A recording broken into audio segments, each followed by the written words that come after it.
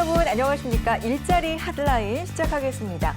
요즘은요, 취업도 그렇고 일자리도 그렇고 정보가 없어서 걱정인 시대가 아니라 오히려 너무나 넘쳐 흘러서 고민인 시대입니다. 그만큼 양질의 정보, 옥석을 가리는 일이 참 중요하고요. 아주 방대한 정보보다는 세부적으로 분야별로 정보를 얻는 게 상당히 중요해 보입니다. 저희 일자리 한라인 지난 시간부터 보건복지 관련해서 아주 자세하게 알아보고 있습니다. 오늘도 그런 시간 이어가 보겠습니다. 한국보건복지인력개발원 김윤수 교수님, 고현주 부장님 함께하겠습니다. 두 분 안녕하세요. 안녕하세요. 네, 반갑습니다. 안녕하세요. 네, 교수님 인사 부탁드립니다. 예, 안녕하세요. 저는 한국보건복지인력개발원에서 사회서비스 분야를 담당하고 있습니다. 사회서비스의 정책, 전달체계, 그리고 사업관리 등을 강의하고 교육하고 있으면서 추가적으로 신사회서비스를 발굴을 위해서 그 틈새 시장과 그 새로운 영역들을 발굴하고 있습니다. 특히나 인터넷 중독이나 게임 중독 이런 부분들은 새로운 사회 서비스로 각광받고 있습니다. 그렇군요. 김윤수 교수님 네. 반갑습니다. 네, 부장님 인사 부탁드릴게요. 네, 안녕하세요. 반갑습니다. 저는 한국보건복지인력개발원에서 사회복지 공무원 교육을 담당하고 있는 복지행정교육부장 고현수입니다. 오늘 사회복지 분야의 일자리에 관해 이야기를 나누게 되어서 기쁘게 생각하며 귀한 자리에 초대해 주셔서 감사합니다. 아유, 저희도 두 분 귀한 시간 내주셔서 감사드리고요. 오늘 또 깊은 이야기 나눠보겠습니다. 지난 시간 보건산업에 대한 중요성, 그리고 인재, 양성 이런 부분에 대해서 자세하게 저희가 좀 이야기를 나눠봤습니다. 오늘 소개를 해주실 내용은 어떤 부분일까요? 예, 사회복지 분야가 미래의 신성장 동력으로 중요성이 상당히 대두되고 있습니다. 계속적으로 사회복지에 대한 수요가 증가하고 요구 사항이 나타남에 따라서 이에 대한 전문적인 인력 대응들이 좀 필요합니다. 이에 대해서 사회복지 인재 양성을 어떻게 할 것인가 하는 틀 체계와 또 일자리 창출의 효과가 높은 사회 서비스 분야에 대한 영역을 살펴보도록 하겠습니다. 알겠습니다. 사회복지 분야 진짜 수요도 늘고요. 정부 지원도 계속되고 있다고 하는데 이 부분도 좀 알아보고 싶습니다. 어느 정도인지 수치로 우리가 좀 들으면 마음에 와닿을 수 있을 것 같거든요. 소개를 좀 해주실까요? 예, 사회복지 분야가 작년도 예산에 비해서 또 9.2%가 또 늘어났어요. 그래요? 예, 지금 90조 1,536억 원이 예산안으로 편성돼 있습니다. 네. 이 예산이 지속적으로 10% 이상씩 매년 증가하는 것은 국민적인 관심이 증가되고 이에 따른 양적인 증가뿐만이 아니라 질적인 측면에서도 고민이 많이 깊어지고 있습니다. 그래서 이런 측면에서 우리는 일하시는 분들의 역량 강화, 또 거기에는 신사회 서비스 발굴 이런 것들이 필요합니다. 국가 경제가 발전함에 따라서 보건복지 산업의 비중은 커지고 또 일자리 창출에 대해서 우리가 양성 계획이 필요하게 됩니다. 그래서 국가 차원에 대한 이 인재 양성 이런 부분을 보건복지 분야에 정책적으로 힘을 쓸 때가 됐습니다. 네, 2021년 예산안이 90조 1,536억 원입니다. 사회복지 분야인데 9.2%가 또 늘어났기 때문에 얼마나 이 분야 예산도 늘어나고 또 수요도 늘어나고 하고 있는지 수치를 통해서도 알 수가 있고요.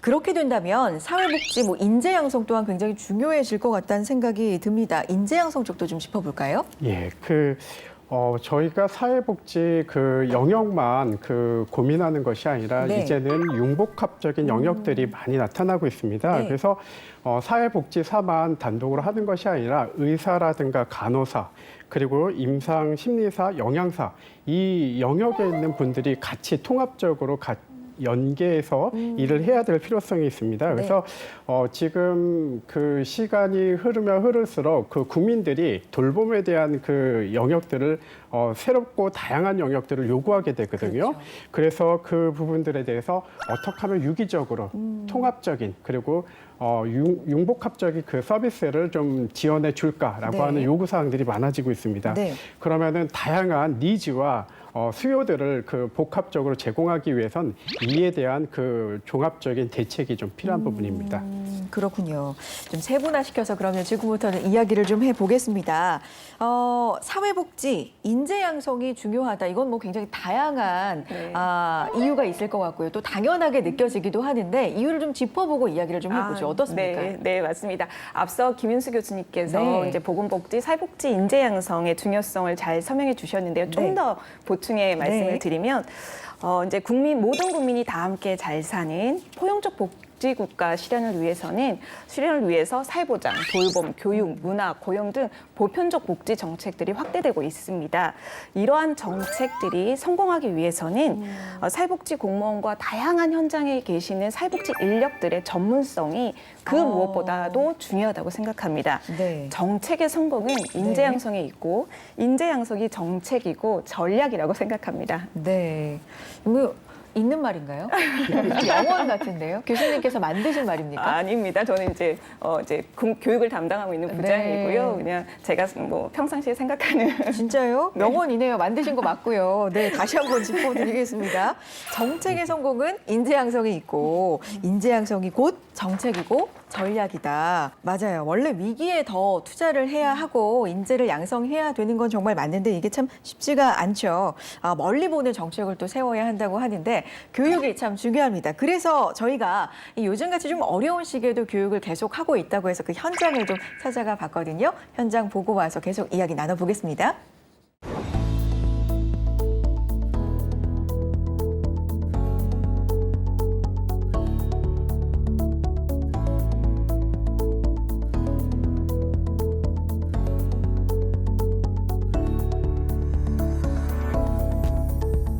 네, 현재 진행 중인 교육은 통합사례관리 기본과정이라는 교육으로 희망복지지원단과 복지전달체계 강화 시범사업 지역의 신규 통합사례관리사분들을 대상으로 하고 있는 직무역량 강화 교육입니다. 교육 내용으로는 사례관리 개념의 이해, 그리고 사례회의 욕구 사정, 그리고 최종적으로 사후 종결에 이르는 사례관리 업무 프로세스를 교육에 접목시켜서 진행 중에 있습니다. 현재는 저희들이 사례관리 교육을 직접 기획하고 교육생들에게 제공하는 교육이라면 향후에는 현장의 공통된 직무 역량 개발을 목표로 하고 있는 사례관리사분들을 위한 현장 주도형 학습 모임 과정을 개발 진행 중에 있습니다. 네, 교육 현장 보고 왔습니다. 굉장히 좀 든든하다는 생각이 들어요. 사실 요즘 교육이 참 어렵잖아요. 그렇죠. 굉장히 네. 필수적이고 필요하지만 모이면 안 되기 때문에 다 비대면으로 돌아선 상황인데 어쨌든 비대면 교육이라도 활발하게 지금 진행이 되고 있어서 굉장히 안심이 됩니다. 네. 어떤 상황입니까? 네, 굉장히 좀 어려웠던 상황이었습니다. 네. 굉장히 상반기에는 집합교육을 좀 못한 네. 상황이었고요. 그래서 저희는 여기서 멈추지 않고 이제 코로나19의 국가적 재난 상황에서도 이제 비대면 교육, 그러니까 실시간 비대면 교육이나 온라인 교육을 통해서 교육 공백이 발생하지 않도록 정말 힘쓰게 노력하고 있습니다. 네. 그래서 우리원에서 배출한 인력들이 최일선 현장에서 복지 안정망의 최후의 보루라는 사명감을 가지고 일할 수 있도록 전문성 함양 교육에 최선을 다함으로써 이제 위기에 처한 네.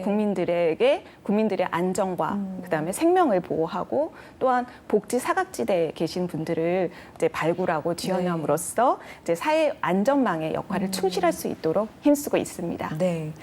굉장히 든든합니다. 네. 위기일수록 그 안전망이라는 게 상당히 중요성이 대두가 되는데 한국보건복지인력개발원의 노력 앞으로도 계속해서 기대해 보겠습니다. 오늘은 취업교육에 대한 정보 알려드리려고 하는데요. 비전공자도 코딩 전문가로 변신 가능한 K-디지털 트레이닝에 대한 내용 알려드립니다. 4차 산업혁명에 힘입어 빅데이터, 사물인터넷, 인공지능, 핀테크, 클라우드 컴퓨팅 등이 트렌드로 자리 잡았습니다. 더불어 이러한 기술을 가진 인재를 원하는 기업도 많아지고 있는데요. 하지만 기업은 디지털 분야 인력 부족을 호소하고 있는 반면 청년들은 충분한 교육, 훈련 기회 부족으로 디지털 분야 취업에 어려움을 겪고 있습니다. 그래서 이러한 미스매치 문제를 해결하기 위해 기업에서 직접 디지털 분야 취업 희망자를 대상으로 업무에 필요한 직업 교육을 개혁을 실시하기로 한 거죠. 멋쟁이 사자처럼 프로그래머스, 서울대, 네이버 커넥트 등 청년들이 가고 싶어하는 43개 혁신 교육훈련기관, 우수대학 등이 참여하고요. 네이버, 마이 리얼트립, 솔트룩스 등 청년들이 취업하고 싶은 디지털 선도 기업이 직접 훈련 과정 설계 지원을 하고 있습니다. 개인 맞춤 교육으로 비전공자도 되고 싶은 디지털 현장 실무 인력으로 성장 가능한 멋진 프로그램입니다. 그리고 중요한 점, 교육 과정에 필요한 훈련비는 전액 정부가 지원합니다. 뭐로? 바로 국민 내일 배움 카드 계좌 한도 차감 방식으로요. 현장 기업들의 실제 직무를 반영하여 훈련 과정을 설계 운영하여 훈련생들의 직무 역량, 문제 해결 능력을 키우는 데 집중하는 K 디지털 트레이닝은 대학 졸업자, 대학 졸업 예정자 등 구직자가 신청 대상이고요. 훈련비는 국민 내일 배움 카드를 통해 전액 지원합니다. 단 기존의 국민 내일 배움 카드에 참여하여 계좌 한도를 소진한 경우에는 참여가 불가하다는 점 기억해 주세요. 그리고 훈련 장려금은 매월 최대 11만 6천 원이 별도로 지급됩니다. 이 좋은 거 어떻게 수강 신청하냐고요? 훈련 과정 수강 신청은 HRD넷을 통해 듣고 싶은 훈련 과정 선택 후 신청 이후 훈련 기관별 선발 절차를 거쳐 참여 가능합니다. 개강 시점은 2020년 11월부터 21년까지 단계적으로 개강 예정이니 구체적인 개강 일정은 K 디지털 트레이닝 검색 후 확인해 주시기 바랍니다. 네, 여러분은 지금 일자리 핫라인과 함께하고 계시고요.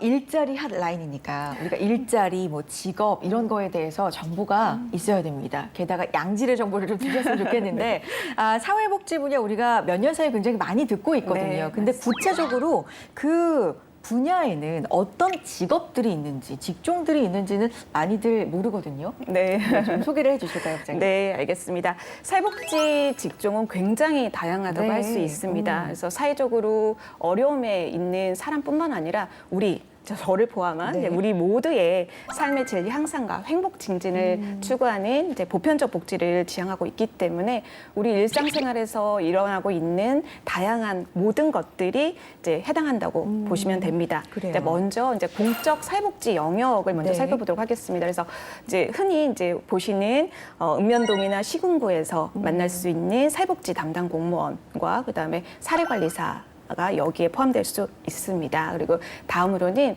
지역사회복지 사업, 아동복지, 노인복지, 장애인복지, 그다음에 가족복지 등 지역사회에서 가까이 볼 수 있는 사회복지 기관 및 시설 영역에서 찾아볼 수 있습니다. 네, 굉장히 좀 체계적으로 관리가 되고 있고 직종이 좀 다양하다 이런 생각이 듭니다.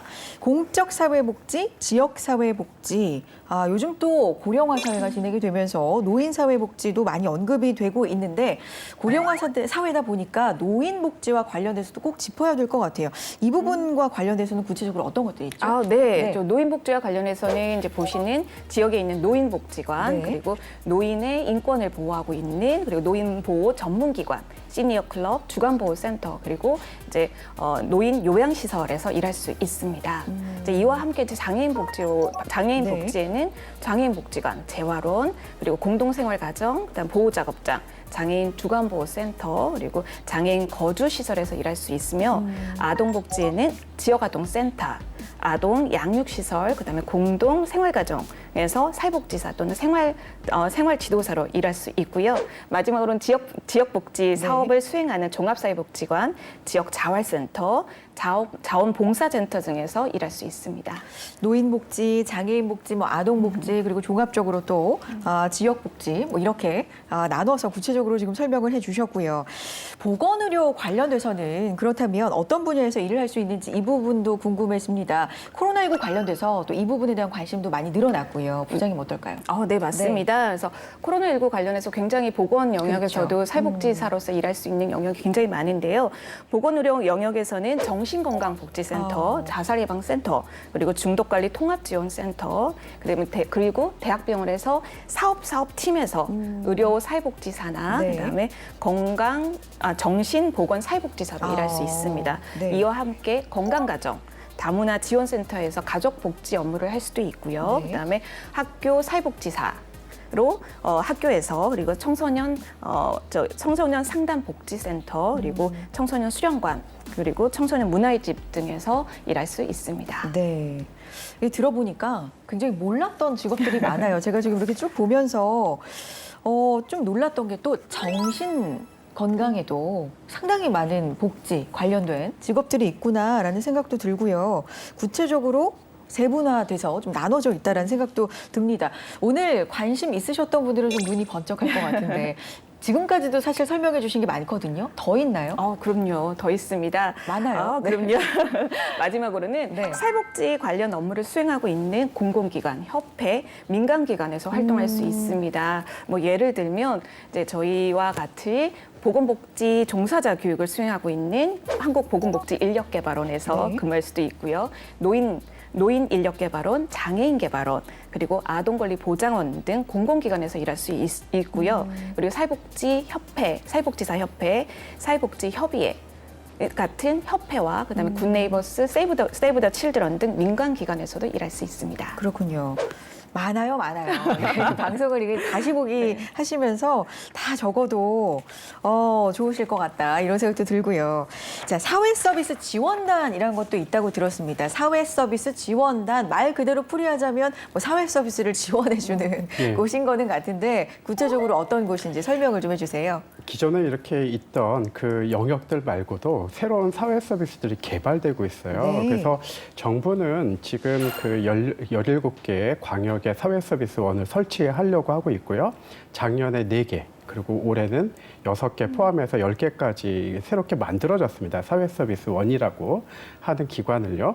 이 기관에서는 보육이나 요양과 같은 서비스를 직접 제공도 하지만 민간의 이런 영역에서 일하고 계신 분들을 도와주고 있거든요. 그래서 이런 기관들을 잘 운영되고 활용될 수 있도록 중앙에서 보건복지부 밑에 사회서비스 지원단이라는 걸 만들었습니다. 네. 이 지원단에서 하는 일은 네. 향후에 뭐 서비스 평가라든가 네. 또 아니면 표준 업무를 개발하고 이 지원하는 일들을 하고 있습니다. 네. 지금 현재는 뭐 10명 내외의 작은 그 기관이긴 하지만 향후에는 이 어마어마한 일들을 다 수행할 일들이라서 아마 확대 일로로 진행될 것 같습니다. 그렇군요.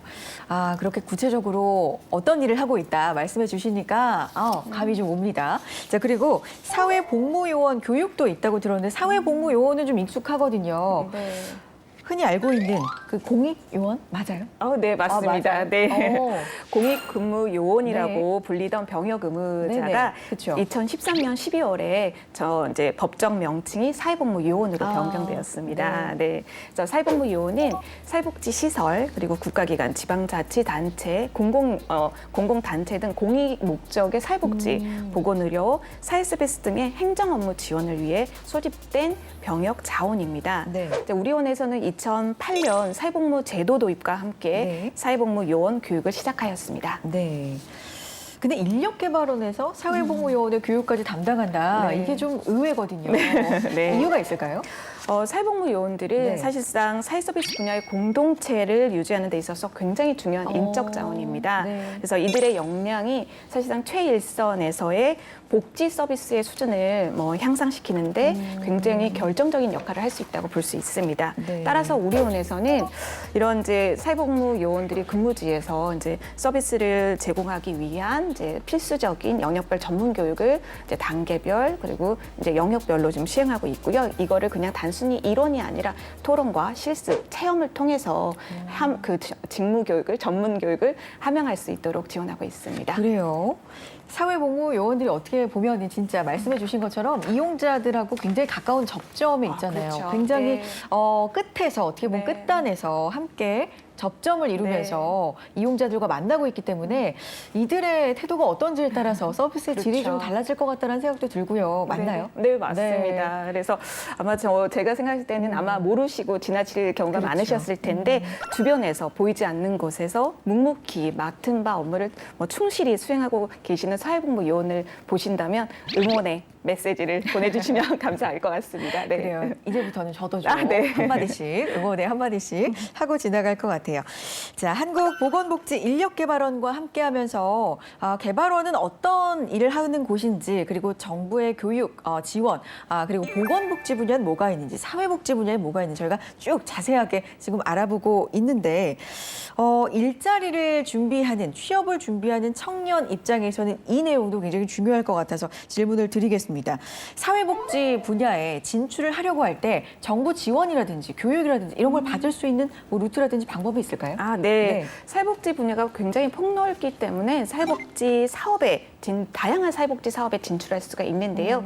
오늘은 저희 원에서 지금 수행하고 있는 청년 사회 서비스 사업과 대학생을 대상으로 진행하고 있는 진로 탐색 교육에 대하여 소개해드리고자 하겠습니다. 그래서 네. 사회복지 사업에 대해서는 네. 김은수 교수님께서 좀 설명해 주시겠습니다. 청년 사회 서비스 사업, 네. 진로 탐색 교육, 굉장히 도움이 많이 될 것 같아요. 예. 교수님 시작해 주시죠. 네. 청년 사회 서비스 사업단은 네. 그 작년에 처음 시작을 했습니다. 그래요? 보건복지부에서 청년을 대상으로 하는 이 사회 서비스가 없다. 그들에게 있는 어떤 정신적인 스트레스, 우울감 이런 거를 좀 극복하고 또 신체적인 발달이나 이런 부분들, 어떨 때는 밥 굶는 청년들까지도 있기 때문에요. 그래서 이런 신체 건강과 정신 건강에 그 아울러서 줄 수 있는 사회 서비스를 개발했고요.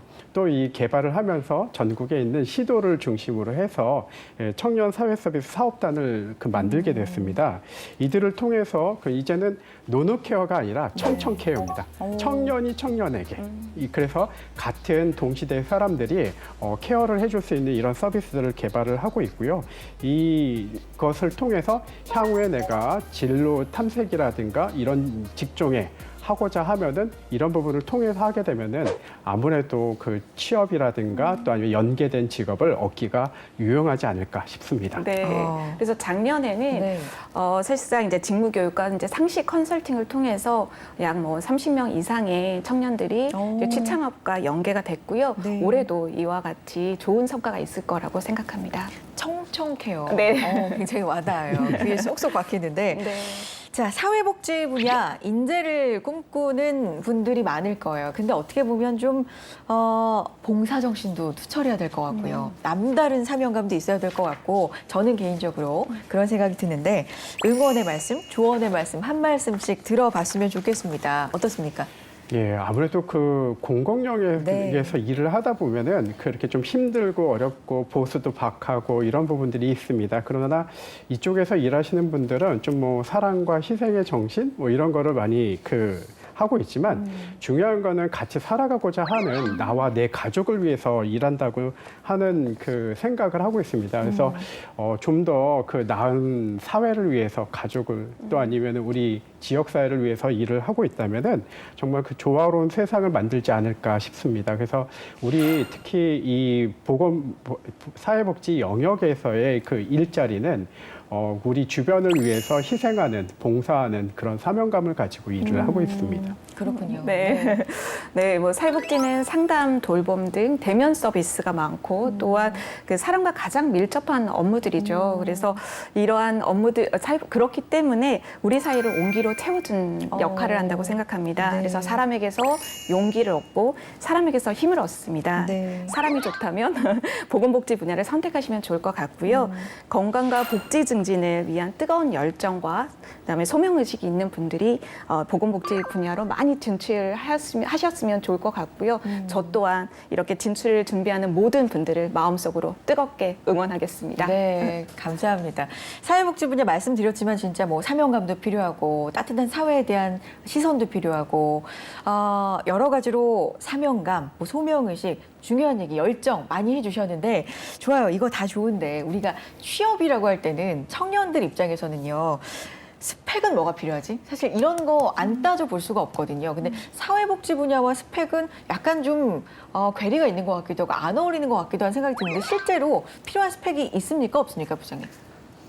스펙은 사실상 이제 전문적으로 사회복지를 이제 하시려면 사회복지사 자격증은 그렇죠. 당연히 자격증이라든지. 필요한 사항이고요. 네. 그리고 저는 특별한 스펙보다는 정말 사람을 사람에게서 정말 정을 느끼고 사람을 지원하고자 그리고 사람에게 봉사하고자 하는 마음만 있다면 저는 가능하지 않을까요? 그러면 실제로 이런 네. 아까 소개해 주신 많은 직업들이 있잖아요. 실제로 채용 과정이 대체로 어떻게 됩니까? 뭐 서류라든지 면접이라든지 이런 걸 다 거치게 되나요? 네, 맞습니다. 기관마다 네. 채용이나 채용에 대한 단계들은 다 있고요. 네. 우선은 소정의 자격 기준들은 네. 이제 공고에 나와 있는 사항입니다. 근데 지금은 이제는 이제 블라인드 채용으로 인해서 학력이나 그런 부분은 이제 없어지고 그 분야의 전문 지식을 네. 전문 교육을 이제 수료하셨다면 충분히 지원 가능. 하시다고 생각하고요. 네. 그보다도 저는 사회복지를 향한 네. 열정이 있으신 분들은 꼭 지원해 주시면 성공하시라고 생각합니다. 부장님은 뭐 끝까지 열정을 지금 강조를 해주셨습니다. 얼마나 열정이 중요한지 아마 많이들 느끼셨을 것 같아요. 그래요. 김윤수 교수님, 고현주 부장님과 함께했습니다. 두 분 말씀 고맙습니다. 네, 감사합니다. 일자리 한라인 오늘 저희가 준비한 내용은 여기까지고요. 다음 시간에도 여러분의 취업, 일자리를 위한 다양하고 알찬 정보 가지고 인사드리겠습니다. 함께해 주신 여러분 고맙습니다.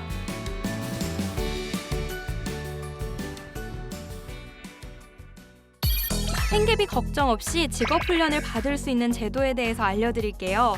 직업훈련 생계비 대부 프로그램은 직업훈련을 받는 동안 소득이 없는 점을 우려하는 훈련생들을 위해 월 300만 원, 연리 1%의 저금리로 생계비를 대부 지원하는 내용인데요.